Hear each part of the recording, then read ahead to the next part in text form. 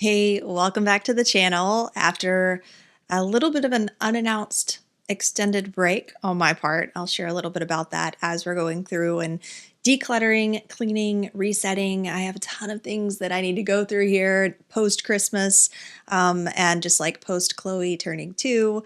And so I'm going to take you along with me while we do a home reset. You can feel free to just like play this as you go through your own home cleaning, decluttering, reset.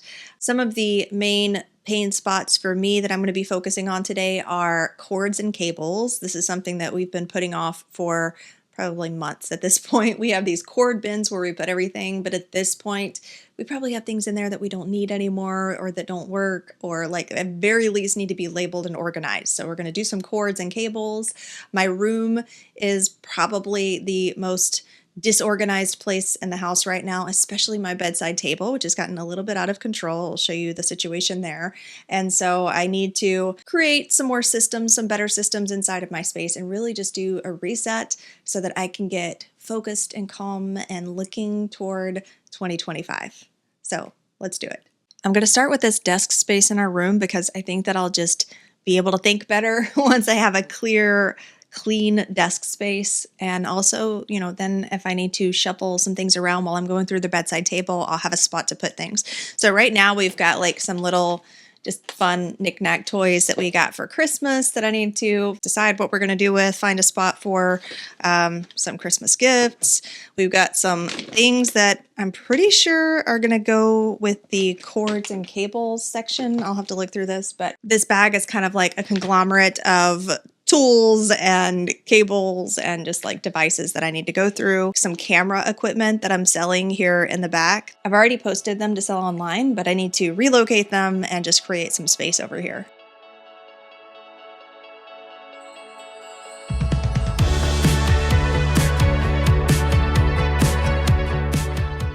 By the way, check out my gift to Matt for his Christmas present. He likes doing things like shooting rubber bands with his hands. And so I got him an official gun. This lets you load like 6 different rubber bands and it has incredible aim. I gave him the Army Men first, which really confused him at Christmas when he was opening his gifts. And then the finale was the rubber band gun.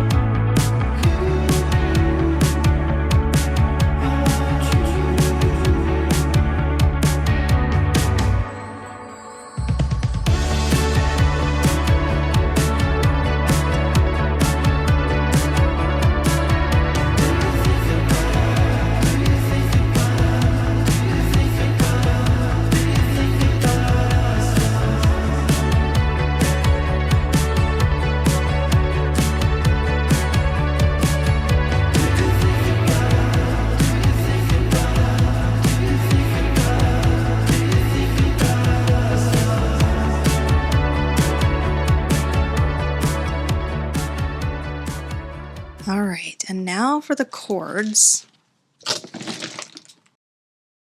I know I've got like a little bit of a conglomerate of stuff in here. So these are my headphones, over-the-ear headphones that I use when I'm editing sometimes. So I found a nice little bag for those. That's a check. Now that cord won't get tangled in with all the other cords anymore. I know these are like some extra tools that need to go down to the garage.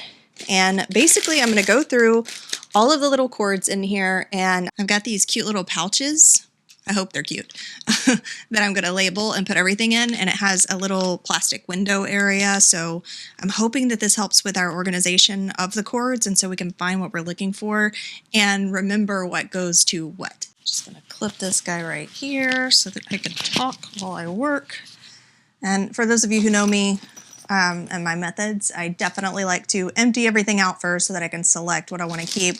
I think it just makes the whole process easier and faster. I think it's been, at this point, like 2 months maybe since I made a YouTube video. Kind of curious how this editing process is going to go for me.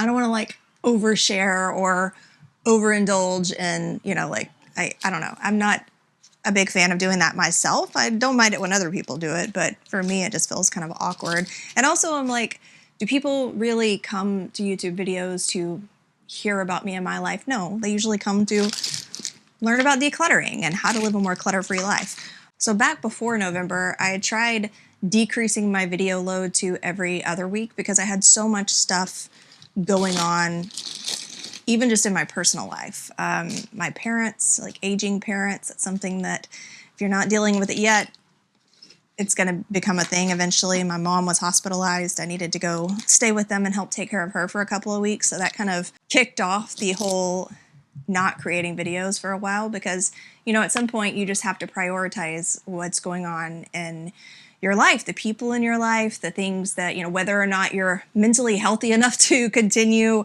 like creating and producing. And it got to where it was just so, I was just like so drained and so depleted all the time that my mental health was suffering and I just didn't have the capacity, you know, so I gave myself the space and time. I didn't even create a like, hey, I'm leaving YouTube, you know, video. I've been creating YouTube videos religiously every single week for the past 4 years.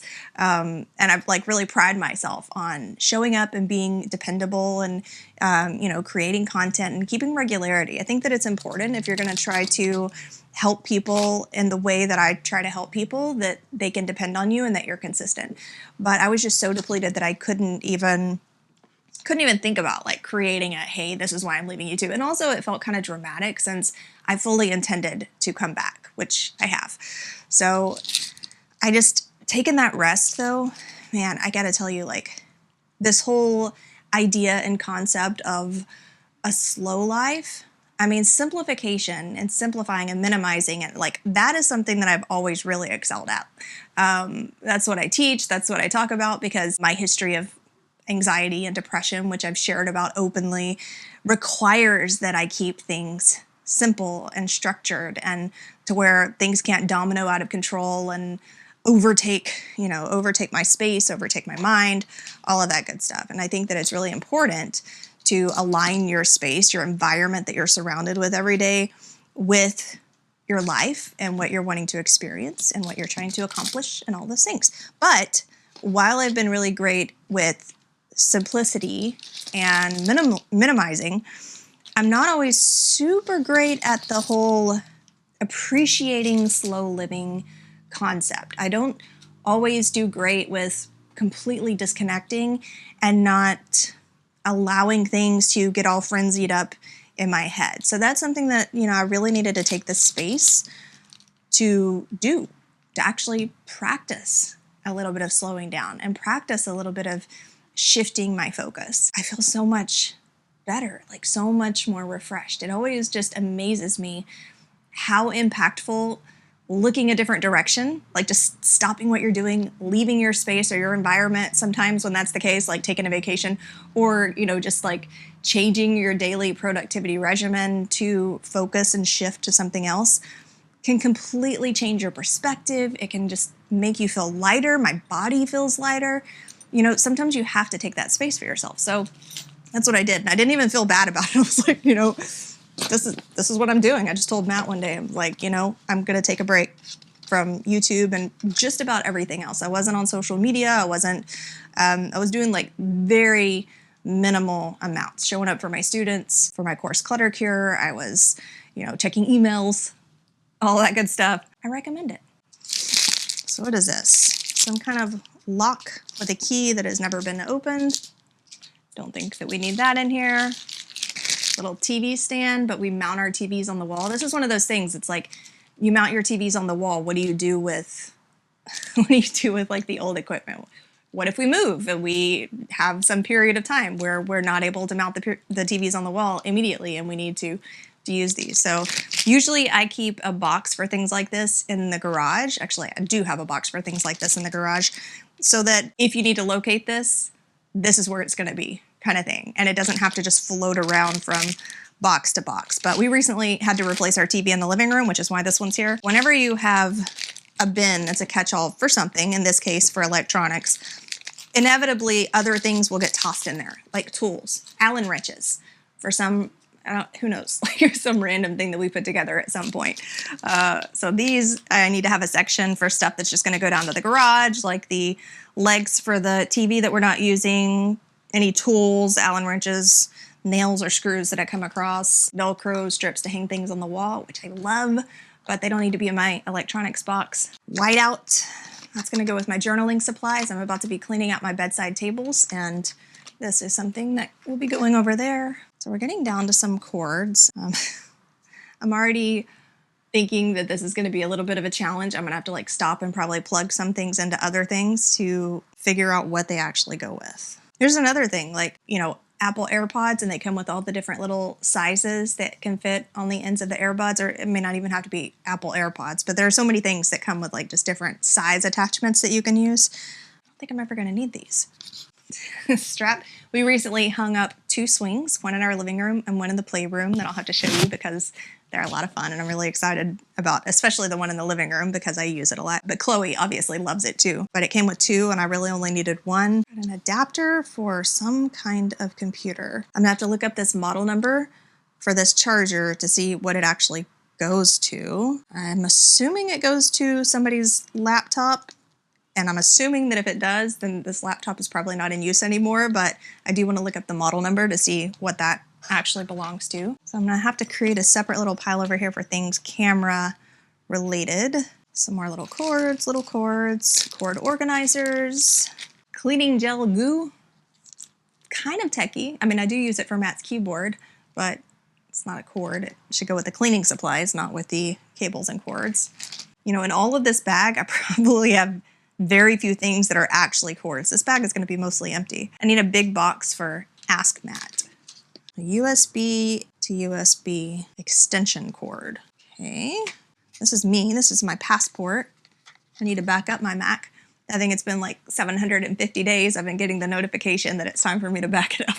So there's that. Fitbit charger, webcam. Ooh, okay. These I'm going to be using on my bedside table because I have this wicker basket that kind of like gets caught whenever I slide in and out of the cubby area. And so I'm thinking I'm going to put some of these soft pads on there and hopefully that'll help it to glide in and out a little easier. So put that with the stuff that's going to go to the bedside table area. I think that this may have actually gone to my microphone that I just sold. Oh, okay. Well, locks are always handy. I try to put them in a separate space, the ones that have the USB plugs on the back, because there's so many things that take them. And I can't tell you how many times we're like, oh, I have this USB cord cable to charge X, Y, and Z, but I need a charging box. So I hold these in a separate special place. My bigger cord area is downstairs. This is just for the electronics. It's supposed to be just for the electronics for things that we use upstairs or in our room. What's this? Oh, but he doesn't even know he has this pocket knife that says Matt on it. So all in all, out of all of that, this is like all of the cables that we have to go in this big bag. So once I get these wrapped up and pouched and wound and whatever, this is not going to take up very much space at all.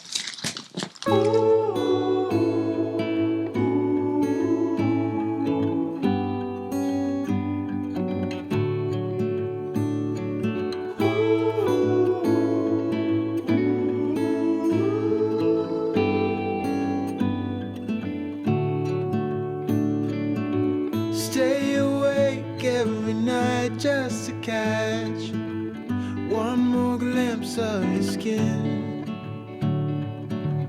When I look at the way you sleep, I know I'm home.